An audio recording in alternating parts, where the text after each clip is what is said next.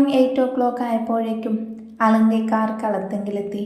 Car പോർച്ചിലേക്ക് കയറ്റി അവൻ കൈകൾ ഉയർത്തി സ്ട്രെച്ച് ചെയ്തു. പിന്നെ പതിയെ തലചരിച്ച് നോക്കി.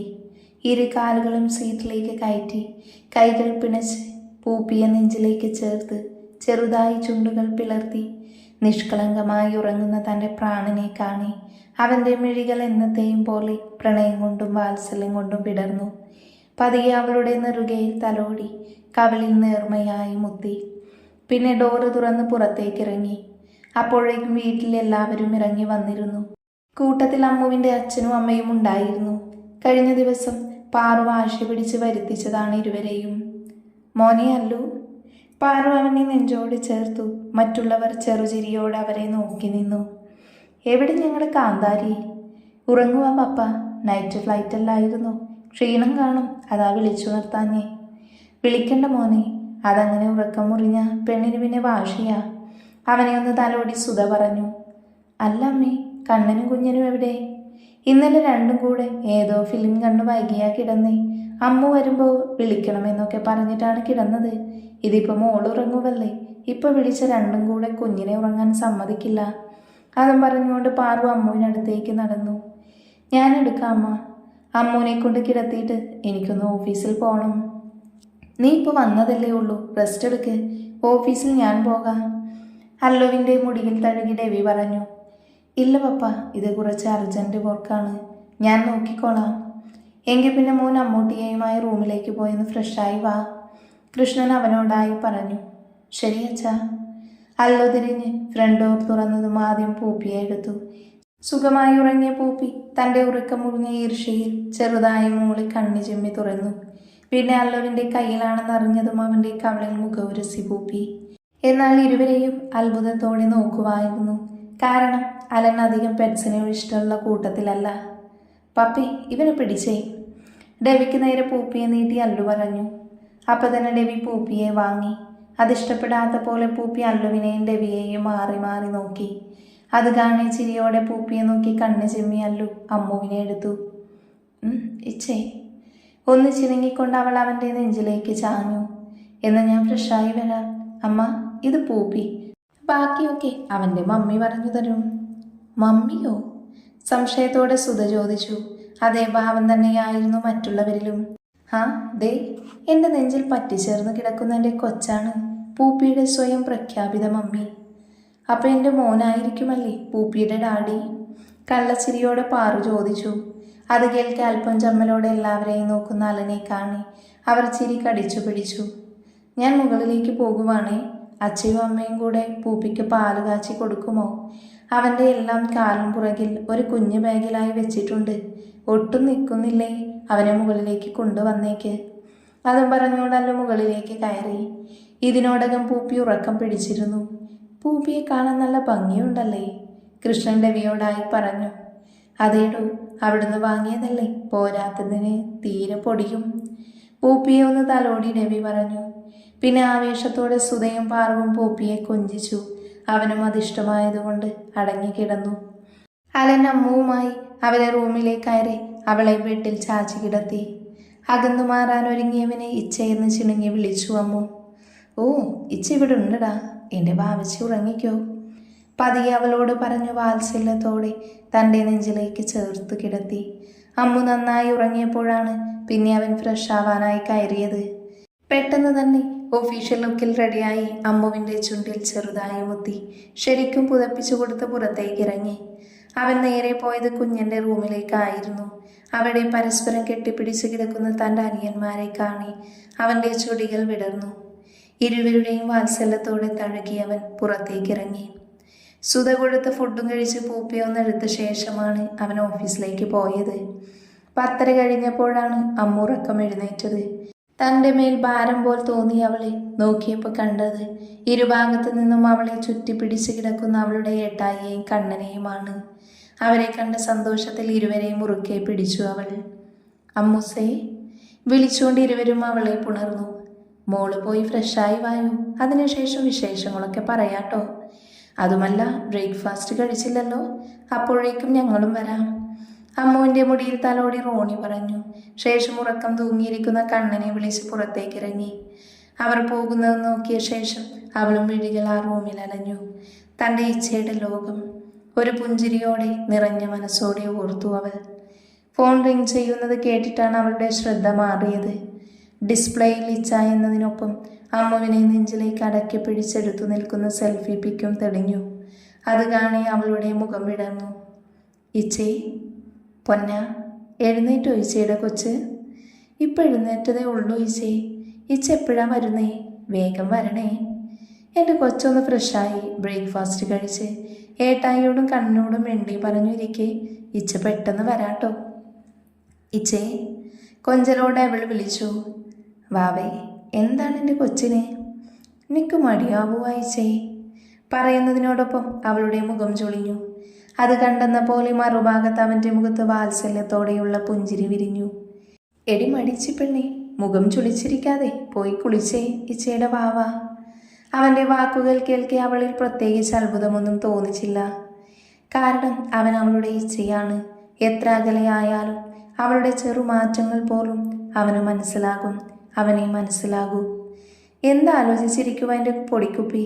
മോള് പോയി ഫ്രഷായി താഴേക്ക് ചെല്ല്. അവിടെ അച്ഛന്മാരും അമ്മമാരും ഏട്ടായും കണ്ണനുമൊക്കെ കാത്തിരിക്കുന്നുണ്ടാകും. കൂടാതെ പൂപ്പി അവൻ്റെ മമ്മിയെ വെയിറ്റ് ചെയ്ത് മുഷിഞ്ഞിട്ടുണ്ടാവും. അത് പറയുമ്പോൾ അവനിൽ കള്ളച്ചിരി തെളിഞ്ഞു.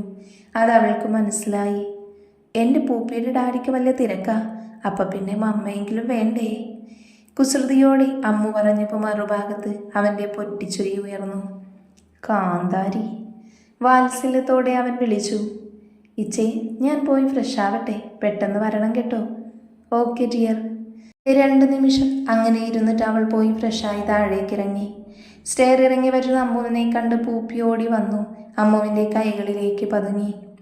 പൂപ്പി, അമ്മ പതിയെ വിളിച്ചു. തന്നെയാണ് വിളിക്കുന്നതെന്ന് മനസ്സിലാക്കിയ പൂപ്പി കുഞ്ഞു ശബ്ദമുണ്ടാക്കി. അച്ചോടാ, മമ്മയെ മിസ് ചെയ്തു എൻ്റെ പൂപ്പിക്ക്. പൂപ്പിയും അമ്മയും ഇവിടെ ഇരിക്കുവാണോ? അമ്മ മോളെ, ഫുഡ് കഴിക്കാൻ വാ, അത് കഴിഞ്ഞിട്ട് നമുക്ക് കളിക്കാം. സുധയുടെ ശബ്ദം കേട്ടാണ് അമ്മ തിരിഞ്ഞു നോക്കിയത്.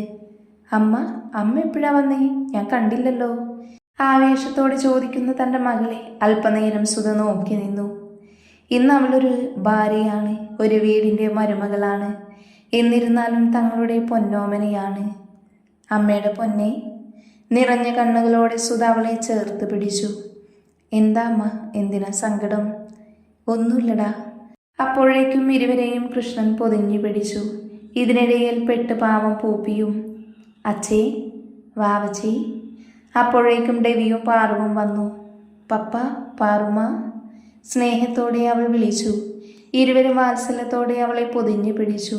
ആ സമയം തന്നെ കണ്ണനും കുഞ്ഞനും ഫ്രഷായി വന്നു. എന്നാലും എൻ്റെ അമ്മൂസേ, സിംഗിളായി പാരീസിൽ പോയി നീ ഒരു മമ്മി ആയാണല്ലോ തിരിച്ചു വന്നത്. പാവം എൻ്റെ അല്ലു ചായൻ. നീ പോടാ. എവിടെ നോക്കട്ടെ എൻ്റെ കുഞ്ഞാറ്റയുടെ പൂപ്പിയെ.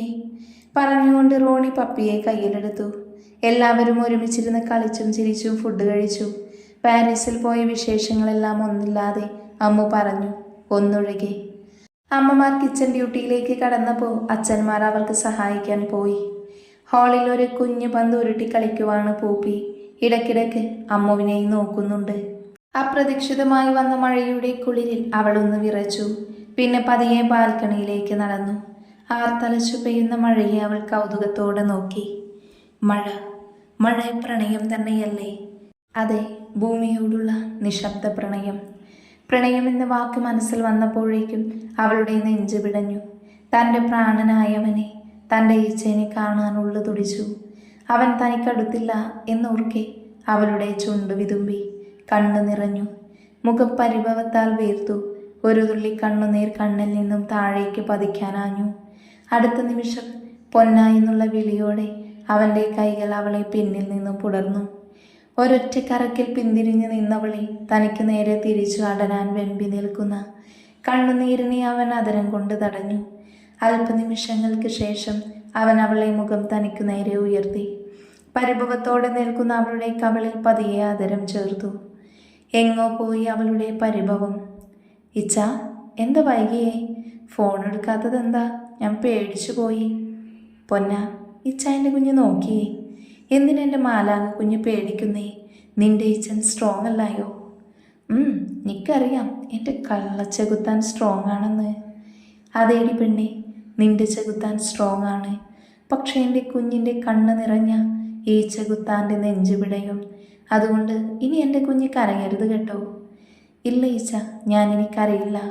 ഇന്ന് ഈച്ചനെ ഒത്തിരി മിസ് ചെയ്തു, അതാ സങ്കടമായേ. സോറി പൊന്ന, ഇനി ഈച്ചൻ ലേറ്റ് ആവില്ല. ഇന്ന് ഓഫീസിൽ അത്യാവശ്യം തിരക്കായതുകൊണ്ടാണ് ഫോൺ ഓഫായി പോയി. സാരമില്ല, എനിക്കുറക്കം വരുന്ന ഈച്ചേ, നമുക്കുറങ്ങാട്ടോ. അവനവളെ കൈകളിലേക്ക് എടുത്ത് പതിയെ ബെഡിൽ കിടത്തി. അവളോട് ചേർന്ന് കിടന്ന് പതിയെ അവളെ ഉയർത്തി അവൻ്റെ നെഞ്ചിലേക്ക് ചേർത്തു. അവൾ അവൻ്റെ താടിത്തുമ്പിൽ ചുണ്ട് ചേർത്തു. അവനൊരു പുഞ്ചിരിയോടെ അവളുടെ നെറുകയിൽ മുകർന്നു. പിന്നെ അവളെ തട്ടി ഉറക്കി. കുറച്ചു നേരത്തിനു ശേഷം അവൾ ഉറങ്ങി. അവൻ അവളെ ഒന്ന് നോക്കി. ഒരു പൂച്ചക്കുഞ്ഞിനെ പോൽ തൻ്റെ നെഞ്ചിൽ കിടക്കുന്നവളെ വാത്സല്യത്തോടെ നോക്കി. എന്നാൽ ഇന്ന് വൈകുന്നേരം നടന്നു തോർക്കെ അവൻ്റെ മുഖം വലിഞ്ഞു മുറുകി. അവനിലെ കോപം അതിൻ്റെ പരിസമാപ്തി പ്രാപിച്ചു. അവൻ്റെ ഓർമ്മകൾ അല്പനേരം പിറകിലേക്ക് സഞ്ചരിച്ചു. വൈകുന്നേരം കോൺഫറൻസ് മീറ്റിംഗ് കഴിഞ്ഞപ്പോഴാണ് ഫോണിൽ വന്ന മെസ്സേജ് നോട്ടിഫിക്കേഷൻ ശ്രദ്ധിക്കുന്നത്. അത് കാണി അവൻ്റെ മുഖം വലിഞ്ഞു മുറുകി. പാരീസിൽ വെച്ചുള്ള അമ്മുവിൻ്റെ പിക്സും അതിനൊപ്പം അവളെ മോശമായി വർണ്ണിച്ചുകൊണ്ടുള്ള ടെക്സ്റ്റും. മെസ്സേജ് ഫേക്ക് നമ്പറിൽ നിന്നായിരുന്നു വന്നത്. ദേഷ്യം കാരണം തൻ്റെ ഫോൺ അവൻ ഭിത്തിയിലേക്ക് വലിച്ചെറിഞ്ഞു. ക്ഷണനിമിഷം കൊണ്ട് അത് തവിടുപൊടിയായി മാറി. നീ ആരെന്നും എന്തെന്നും അറിഞ്ഞിട്ട് തന്നെയാണ് മിസ്റ്റർ എബ്രഹാം ഞാൻ കളത്തിലിറങ്ങിയത്. ഇനി നിനക്ക് അധികം ആയുസ്സുണ്ടാകില്ല. തൻ്റെ പ്രാണനായവളെ ഒരിക്കൽ കൂടെ നെഞ്ചോട് ചേർത്ത് എന്തൊക്കെയോ തീരുമാനിച്ചുറപ്പിച്ചവൻ കിടന്നു. രാവിലെ തന്നെയുള്ള കണ്ണൻ്റെ വിളിയേട്ടാണ് അലൻ കണ്ണു തുറന്നത്. തൻ്റെ നെഞ്ചിൽ പതിഞ്ഞു കിടക്കുന്നവളെ ഉണർത്താതെ മാറ്റിക്കിടത്തി അവൻ ഡോറ് തുറന്നു. പൂപ്പിയെയും പിടിച്ച് ഭിത്തിയിൽ ചാരി ഉറക്കം തൂങ്ങി നിപ്പാണ് കണ്ണൻ. അത് കണ്ട് നെറ്റിയിലടിച്ച് പൂപ്പിയെ കയ്യിലെടുത്തു. കഴിഞ്ഞ ദിവസം അവനെ കാണാതായി തൻ്റെ പ്രതിഷേധം പോലെ പൂപ്പി അവനെ കണ്ണുരുട്ടി നോക്കുകയും മുരളുകയും ഒക്കെ ചെയ്തു. അത് കാണി ചിരിയോടെ ഒന്നുകൂടെ പൂപ്പിയെ നെഞ്ചിലേക്ക് ചേർത്ത് പിടിച്ചവൻ. എന്നിട്ട് നിന്നുറങ്ങുന്ന കണ്ണനെ പിടിച്ച് അമ്മുവിനടുത്തായി കിടത്തി. അമ്മുവിനെ കാണി അവളുടെ മേത്തേക്കായാൽ നിന്ന പൂപ്പിയെ പൊതിഞ്ഞ് പിടിച്ചവൻ ബാൽക്കണിയിലേക്ക് ഇറങ്ങി. ഒന്ന് ഫ്രഷായി ബാൽക്കണിയിൽ നിന്ന് തന്നെ അവൻ വർക്കൗട്ട് ചെയ്തപ്പോൾ അവൻ കൊടുത്ത ബോൾ ഉരുട്ടി കളിക്കുന്ന തിരക്കിലാണ് പൂപ്പി. വർക്കൗട്ട് കഴിഞ്ഞ് പപ്പിയുമായി അകത്ത് കയറിയവൻ കാണുന്നത് അട്ടപ്പറ്റി പിടിക്കും പോലെ പരസ്പരം കെട്ടിപ്പിടിച്ച് കിടക്കുന്ന കണ്ണനെയും അമ്മുവിനെയുമാണ്. അത് കണ്ടൊന്ന് ചിരിച്ച് പൂപ്പിയെ അവർക്കടുത്തായി വെച്ച് അവൻ ഫ്രഷാവാനായി കയറി. അവൻ അറിയാമായിരുന്നു എന്ത് ചെയ്താലും പൂപ്പി ഇരുവരെയും വിളിച്ചുണർത്തുമെന്ന്. അതുപോലെ തന്നെ അവൻ ഇറങ്ങിയപ്പോൾ പൂപ്പി ഇരുവരെയും ഉണർത്തിയിരുന്നു. പിന്നീട് പതിവ് പോലെ ബ്രേക്ക്ഫാസ്റ്റ്. തലേന്ന് വൈകുന്നേരം തന്നെ അമ്മുവിൻ്റെ അച്ഛനും അമ്മയും തിരികെ പോയിരുന്നു. ഇത്തവണ ലഞ്ച് ഡ്യൂട്ടി ഡെവി അല്ലു കുഞ്ഞിനെ ഏറ്റെടുത്തു. ഞങ്ങൾ കുഞ്ഞു പിള്ളേരാണെന്നും പറഞ്ഞ് അമ്മുവും കണ്ണനും റാക്കിൽ കയറി അല്ലു കട്ട് ചെയ്യുന്ന വെജിറ്റബിൾസ് എടുത്ത് കഴിക്കാൻ തുടങ്ങി. അവർക്കൊപ്പം തന്നെ ഒരു ചെയറിൽ പാറു ഇരിപ്പുണ്ടായിരുന്നു. അവരുടെ കയ്യിൽ പൂപ്പിയും. ഫ്രൈഡ് റൈസും ചിക്കൻ ചില്ലിയും സാലഡുമായിരുന്നു നമ്മുടെ ടീംസ് ഉണ്ടാക്കാൻ ഉദ്ദേശിച്ചത്. കണ്ണനുമായി കത്തിവെച്ച് വെജിറ്റബിൾസ് കഴിക്കുന്ന അമ്മു ശ്രദ്ധിക്കാതെ അല്ലു കട്ട് ചെയ്ത് വെച്ചിരുന്ന പച്ചമുളക് എടുത്ത് കഴിച്ചു. നല്ല എരിവുള്ള മുളകായതിനാലും അമ്മുവിന് എരിവ് കൂടുതൽ പറ്റാത്തതിനാലും അവളുടെ കണ്ണുകൾ നിറഞ്ഞൊഴുകി. ഒപ്പം മുഖവും ചുണ്ടുമെല്ലാം ചുമന്നു കയറി. അല്ലുവും രവിയുമൊക്കെ അവർക്ക് പുറകെ തിരിഞ്ഞു നിന്നതിനാൽ അമ്മുവിനെ കാണാൻ പറ്റില്ലായിരുന്നു. എന്തോ പറഞ്ഞ് അമ്മുവിനെ നോക്കിയ പാറു ഞെട്ടലോടെ എഴുന്നേറ്റു. മോളി അമ്മു. പാറുവിൻ്റെ വിളി കേട്ട് ഞെട്ടിത്തിരിഞ്ഞല്ലോ കാണുന്നത്. കണ്ണുകൾ നിറഞ്ഞൊഴുകി പാറുവിനെ നോക്കുന്നവളെയാണ്. ആർക്കുമൊന്നും മനസ്സിലായില്ല. പൊന്ന വിളിച്ചുകൊണ്ടവൻ അമ്മുവിനെ റാക്കിൽ നിന്നും എടുത്തുയർത്തി. എന്താടാ? ആകുലതയോടെയുള്ള അവൻ്റെ ചോദ്യം കേൾക്കെ അവൾക്ക് സങ്കടം വന്നു. എരിവ് വലിച്ചുകൊണ്ടൊരു കുഞ്ഞിനെ പോലെ വിതുമ്പി അവൻ്റെ കഴുത്തിലേക്ക് മുഖം പൂഴ്ത്തി. പെട്ടെന്നുള്ള അവളുടെ കരച്ചിന് കാരണമറിയാതെ അവർ വലഞ്ഞു. എന്താ മോളെ, എന്താ പപ്പയുടെ കുഞ്ഞിന് പറ്റിയത്? അവളുടെ നെറുകയിൽ തലോടി രവി ചോദിച്ചു. നീറുന്നു, നിക്ക് നീറുന്നു ഇച്ചേ. ഇടറുന്ന ശബ്ദത്തോടെ അവൾ പറഞ്ഞു. ആദ്യമൊന്നും മനസ്സിലായില്ലെങ്കിലും റാക്കിൽ കിടക്കുന്ന പച്ചമുളക് കാണി അവൻ ആകുലതയോടെ അമ്മുവിനെ നോക്കി. പച്ചമുളക് കഴിച്ചോ കുഞ്ഞാ? അറിയാതെ പറ്റിയതായിച്ച. കണ്ണ, വേഗം കുറച്ച് വെള്ളം ഇങ്ങെടുത്തേ.